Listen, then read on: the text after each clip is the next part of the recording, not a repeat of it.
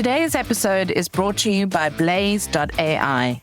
Blaze is a marketing AI tool that helps entrepreneurs and small business owners create content in their brand voice. Blaze offers great incentives, so if you're interested in doing affiliate marketing for AI tools, definitely go and check them out. They pay 50% lifetime commission. What? Yes, you heard that right. If you're ready to help small businesses win, go to blaze.ai and check it out on blaze.ai/affiliate. We're in our own little bubble, and your delusion to think that everybody cares about what you're doing.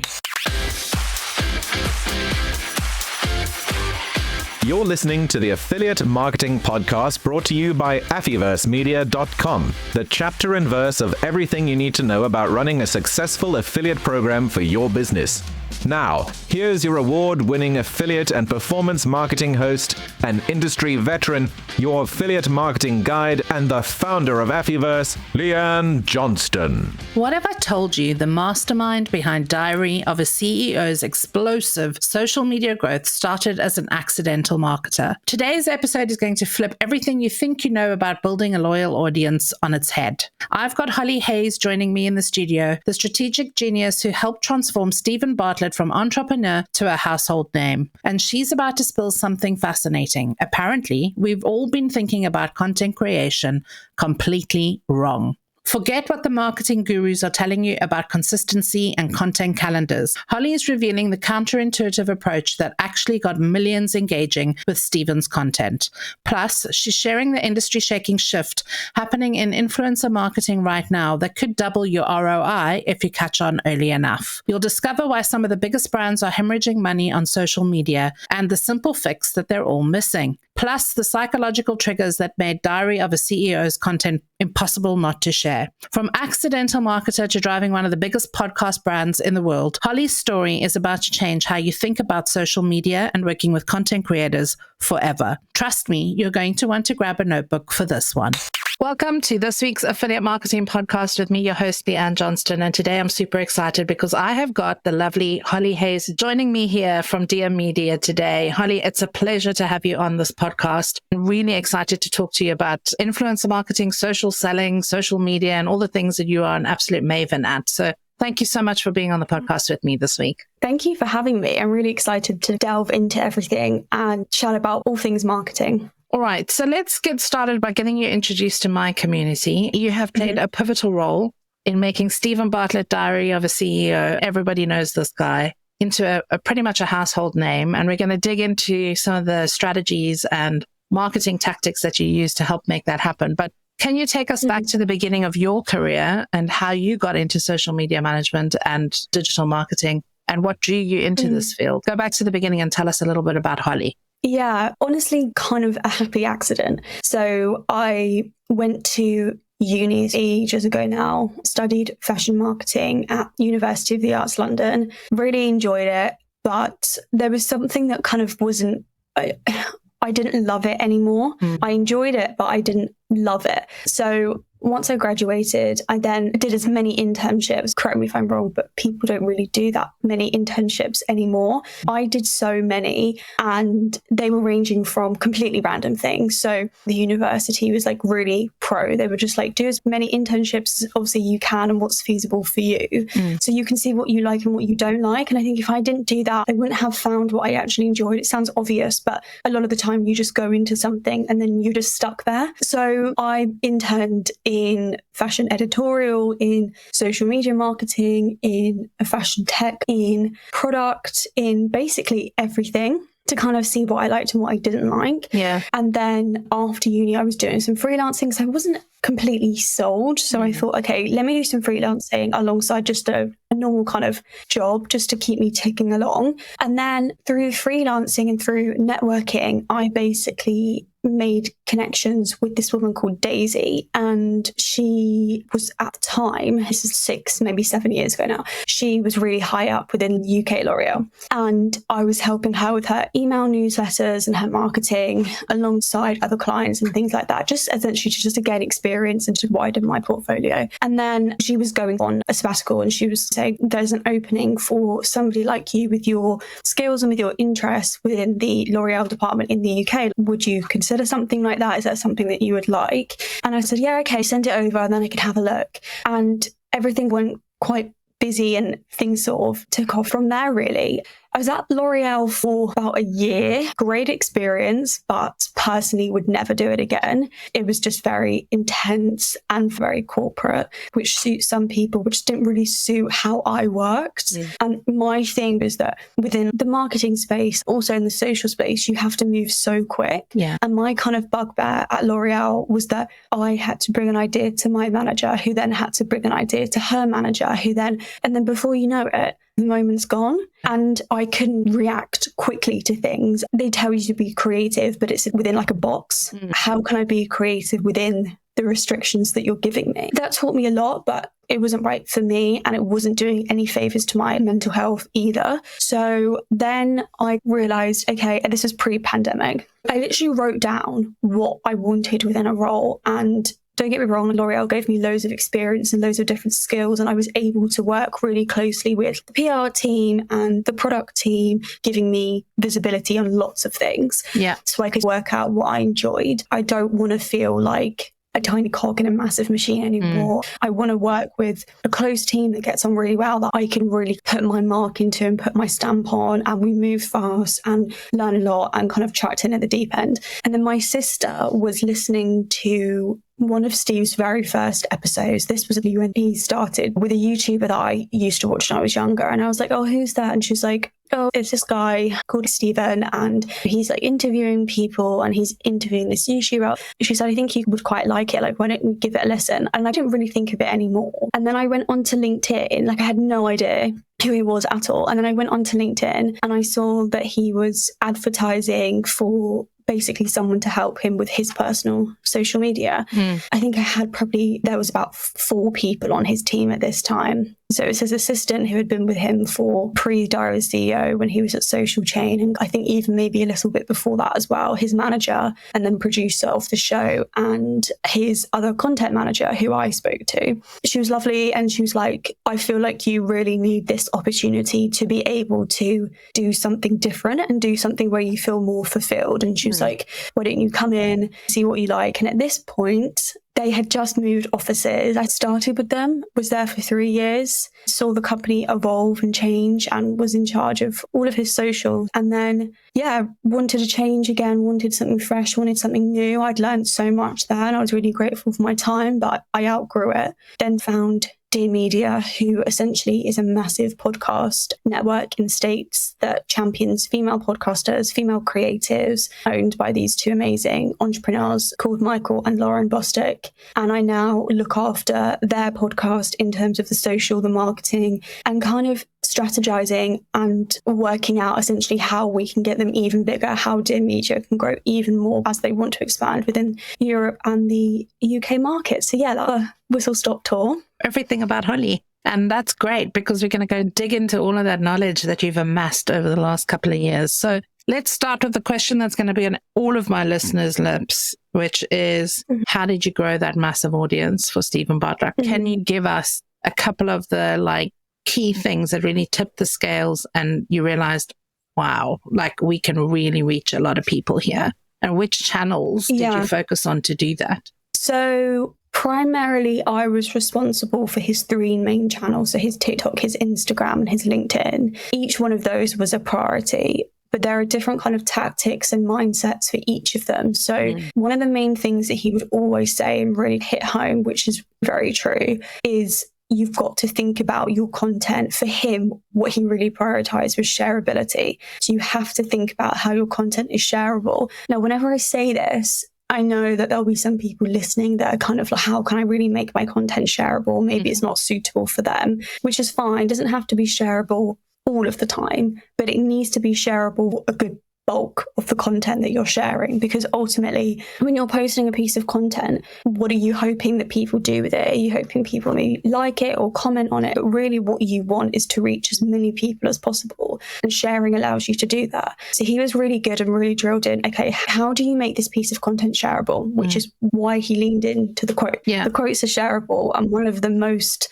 biggest levers, particularly on Instagram, was that. And the other thing as well that he really drilled in, which really does pay off, is, again, I appreciate you have to have like time and resources and things like that, but he filmed everything. So there was not one thing that wasn't filmed. So whether that was going to a meeting, whether that was going to a talk, whether that was the talk itself, whether that was even like writing down notes of the day or lessons from the day, everything was filmed, because in his eyes, he was looking at things in the sense of how can we make a piece of content from this? Because really for him, it was about making it as easy as possible to rinse every single moment that was already a part of his life and put it online, essentially. So they're the two main things. Affiliate managers listening to this, I just want to give a little bit of context, because what I'm taking away from this, and it's really gold here, what we're talking about is people buy people. We know that. Okay. And in our business, we need to be selling our product to multiple different types of people, multiple different types of publishers, from an SEO publisher to an influencer to a huge media conglomerate. It doesn't really matter. The partnerships are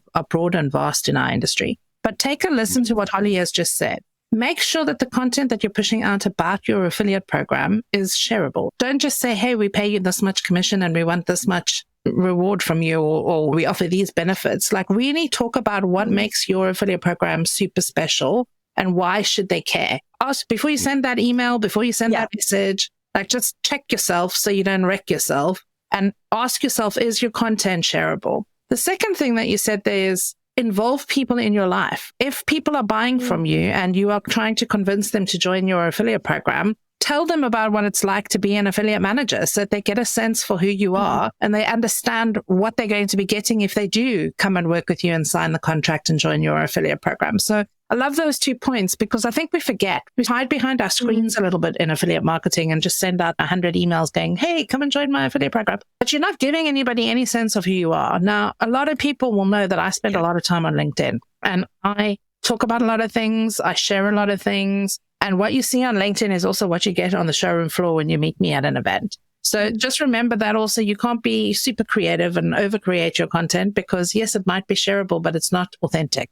And I think those are 3 things that I've taken away from what you've just said. It's great to come up with great ideas and innovative ways to share your program, to share who you are as an affiliate manager and how people can connect with you. But also remember not to like overshoot it and not be authentic to who you are, because eventually at some point you're going to have to meet people in person. It's so true. And Steve used to always say this, and this is something that has always stuck with me, is to your point of what you were saying, why should people care? And a lot of the times now when I do talks or speak to different people, or, you know, any kind of freelancing or whatever it may be, we're in our own little bubble, and you're delusion to think that everybody cares about what you're doing. And the reality is that people are obviously rushing about, people are busy, people have got their own different priorities and different things that actually is important to them. And the mistake that I think a lot of people make, particularly online, is sharing different things, posting different things, and then being like, why is nobody interacting with it? It's because if you didn't do that job, would you interact with it? If you didn't work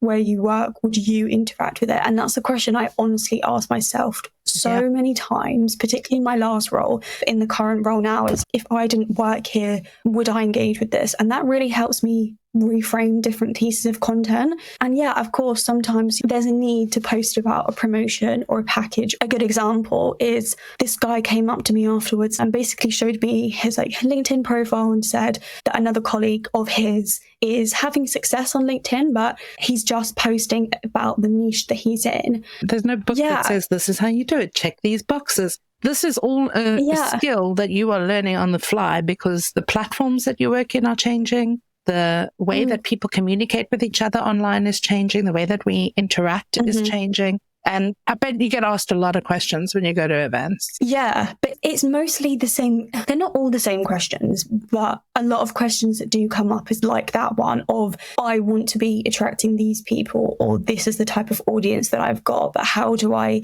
expand it even more? For example, like that guy I just mentioned, I think he was in a manufacturing business, but what he was posting about was just to do with that industry. And I said, but actually, you might be completely missing loads of other potential customers because they're not interested in that industry. Like, you've got to broaden it even more. Don't pigeonhole yourself and put yourself into one box. Because, for example, with like affiliate marketing, like there might be people out there that are really interested in just marketing in general or social or innovation, but they don't know much about affiliate marketing. So they're not necessarily going to engage with just affiliate marketing, but they're going to engage with the broader topics. Think bigger than what you're doing now. The other thing as well that I always tell affiliate managers is that don't only look in your own industry, because if you do look in your own industry, you're actually going to get tunnel vision. You're not going to see what other people are doing. You're not going to pick up on trends that you can actually like piggyback on the back of. Now, you talk a lot about storytelling and how that plays a role in content strategies.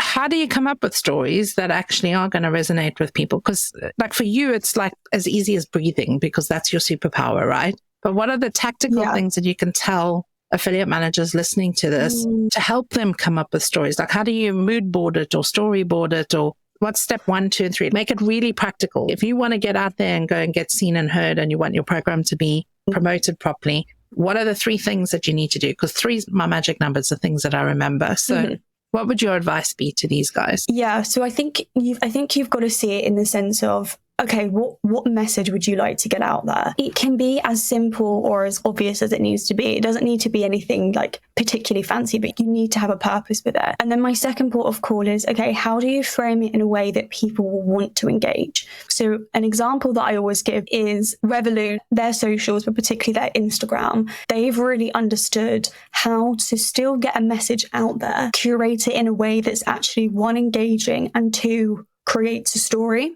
So they've got their message, they've got their purpose, their why behind what they're doing, and they've made it nice to engage with. You want to almost think of the content as, okay, that's what your message is, but it doesn't have to be displayed in a practical way necessarily, or in a boring way, or in a standard way. You could even share, for example, something about your affiliate marketing or about what you've got new on with your business. It doesn't matter what the actual context is, what the words are, it's how you display it. So there's no reason, for example, why you can't make some really great assets of, it could even be like on your notes app, or you might screenshot an email that you're about to send. It could even be a fake email. It doesn't have to be real, but you're thinking of clever and unique ways to get the message out there to actually make it into a piece of content that people would actually want to engage with. And then the final piece of the puzzle that I always think is, when you think of storytelling, you've really got to think of, how do you want people to take it? Because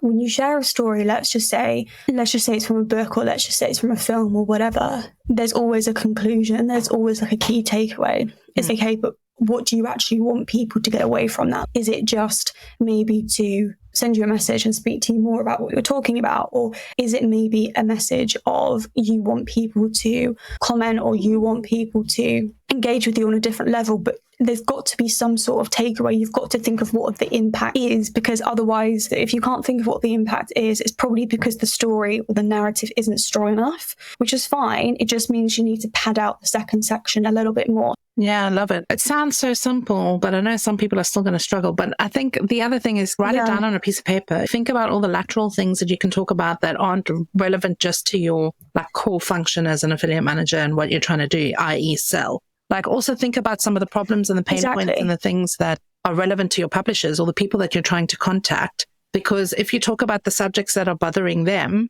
and not the subjects that are bothering you, or that you would naturally normally talk about, that actually attracts them to you as well. So building a loyal audience is no small feat, as we've heard. Okay, it takes time, it takes dedication, it takes a lot of research and strategy. But how do you maintain connection? Because even in my own case, I've got about 25,000 followers, which in my industry is pretty large. Okay, if you're interested in affiliate marketing, you probably found me on LinkedIn. Because I sometimes struggle with that. Like, I want to get into my community. I want to be there. I want to be physically present, and I can't be omnipresent everywhere. I try and get to a lot of events every year just so that I can meet people and talk to them and understand what their struggles are. But how do you build that loyalty and engagement long term? The first person that ever joined me on LinkedIn is probably still there, but are they actually engaging with me? How do I make sure that I keep that community like active with me? What's your advice for that?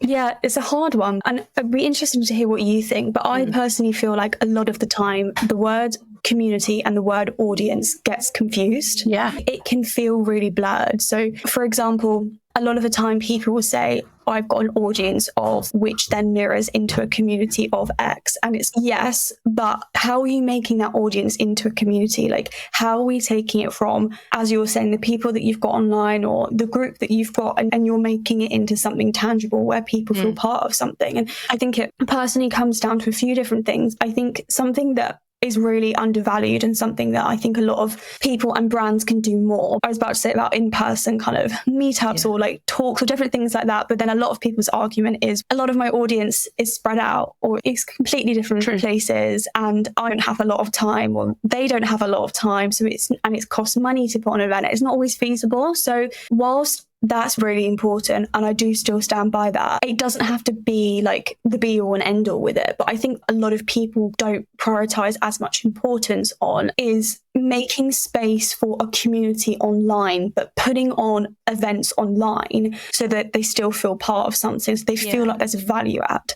Because personally, if I've been following someone on LinkedIn for ages and I've been a follower around from day one, I can actually think of one creator and I've been following her for ages. I still watch her and I still engage with her. She's got a brand coming out and I'll still engage with that because I still feel like the value is there. She really prioritizes, as we're saying, the community piece. So she lives in America. I live in London. So what she does do a lot of the time is she'll have a broadcast channel on Instagram that she'll speak to you on. And again, Mel Robbins is very good at doing this. She literally picks up the phone and kind of does like a piece to camera and you feel like you're talking to them direct. Or a tip that I know a lot of creators do is, even for example, if you've got an audience of 1,000 people, picking 50 of those people or even 100 of those people and just adding them to your close friends list. And they might be a dedicated audience, or they might be your core people that have been around with you for ages. And maybe you're giving them advice or talking to them directly, but you're thinking about your content in a more personalized way. Again, it takes time and money and resources to actually do things. In-person things are amazing, but I think sometimes it's not always feasible for people. They are very expensive to get to as well, like to host, but also to get to. I mean, we held our Elevate Summit, which you spoke at this year, which was awesome. But it's like getting people to a venue and getting people to an event is sometimes very time consuming and taxing. And that's why we've also started doing audio events on LinkedIn. So we just pop up every 4 weeks and we sit and have a conversation. And at our last one, we actually had such a high amount of audience engagement. Like people wanted to talk, they wanted to interact. And that time to me is precious. Like it really is, because it helps frame our entire business and look at where we can support our audience, which is also what I like to think of as my community. And it is, you're actually making a very good point.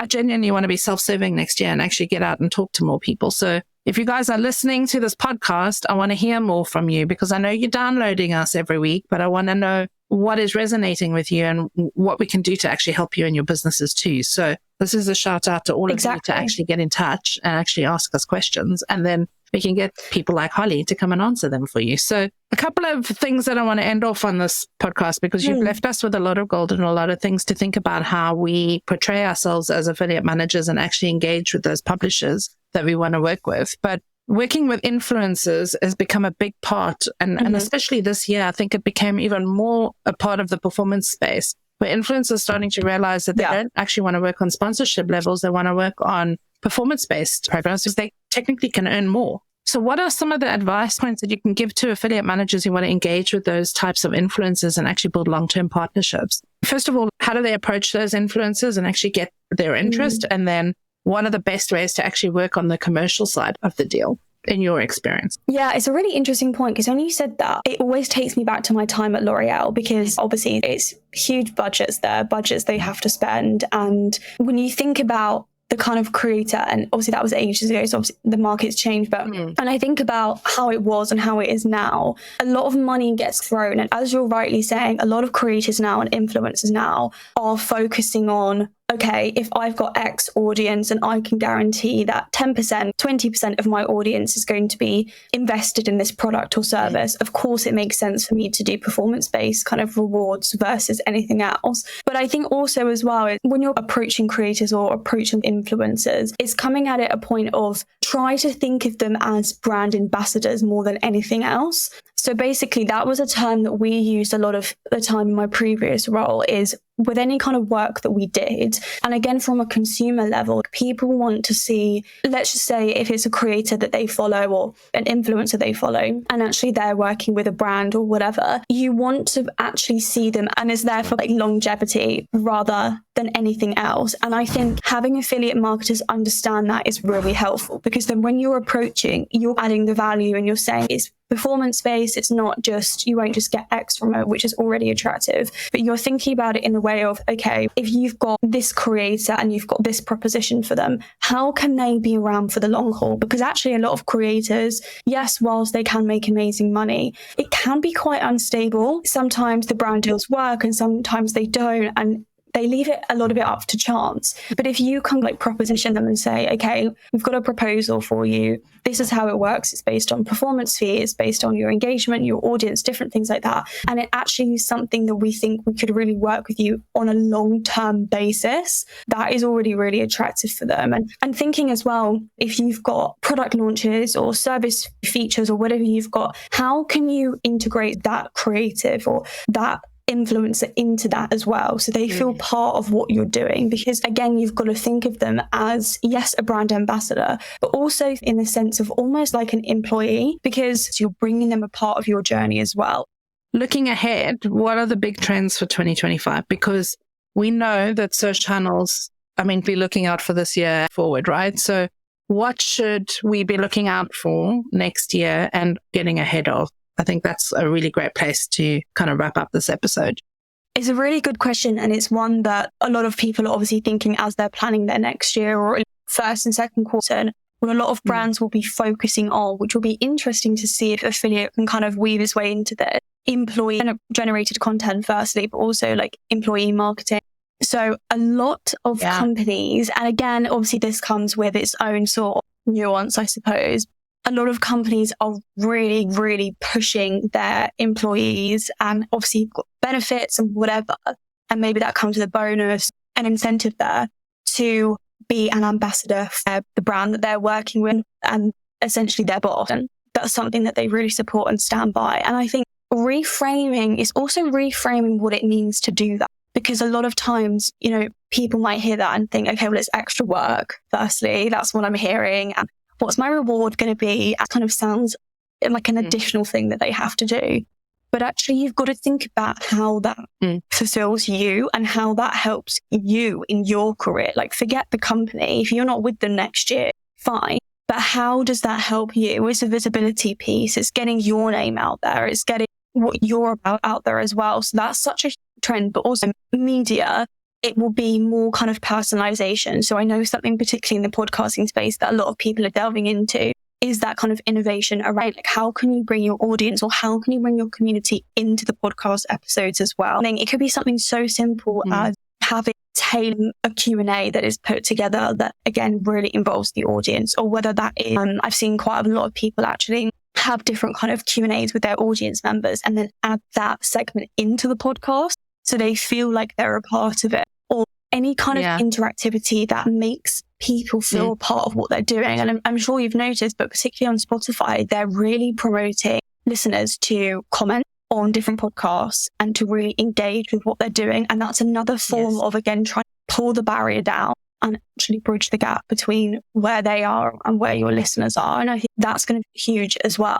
Obviously, you've got AI, which isn't going to slow down anytime soon. But I think a lot of people as well is thinking, okay, well, how can I make that work for me? I mean, AI is still something I use, and I don't know what your thoughts are, but there's so many tools and it can be overwhelming in a sense because it's learning a whole new language. I am a bit of a toolaholic. So anything that's new and shiny, I'm always nice to look at it. And that's me.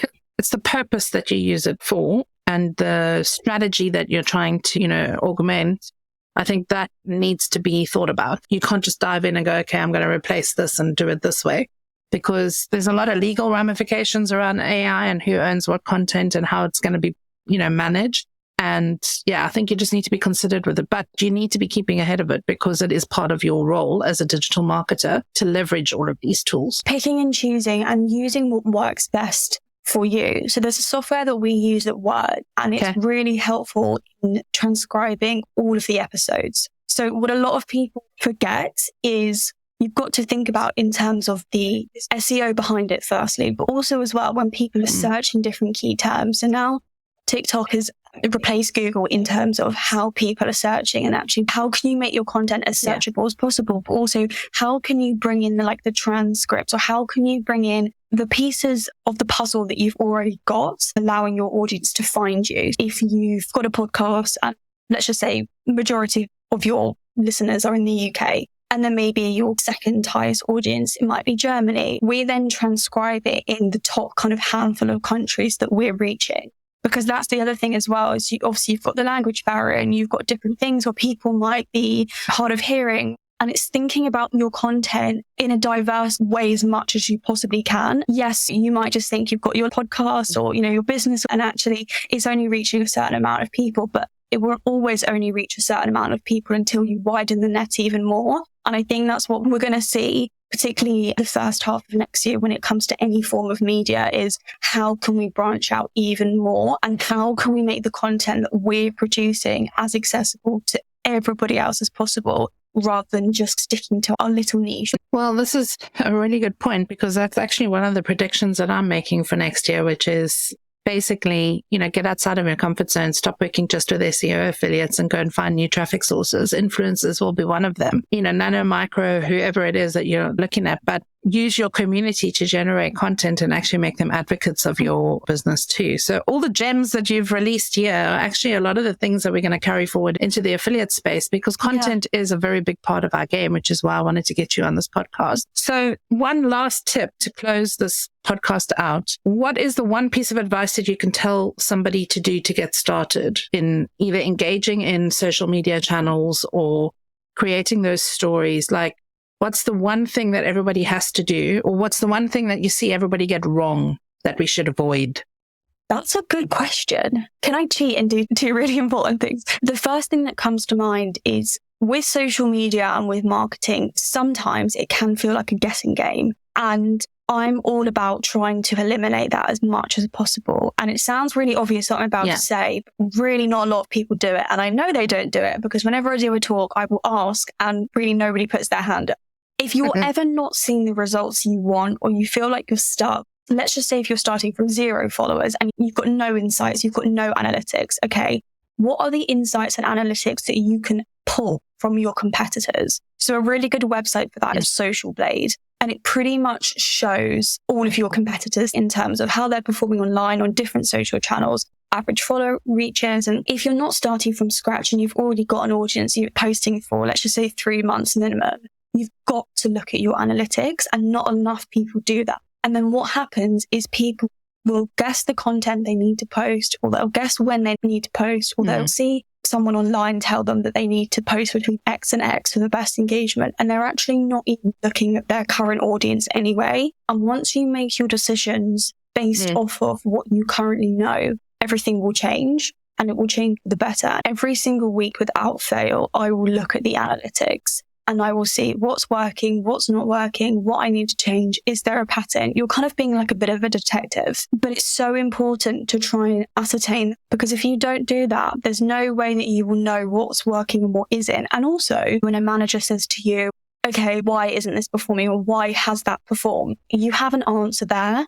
And sometimes content does really well. There might not be a particular reason, but 90% of times there is a reason. And it's really important for you to delve into the analytics side of things to work that out.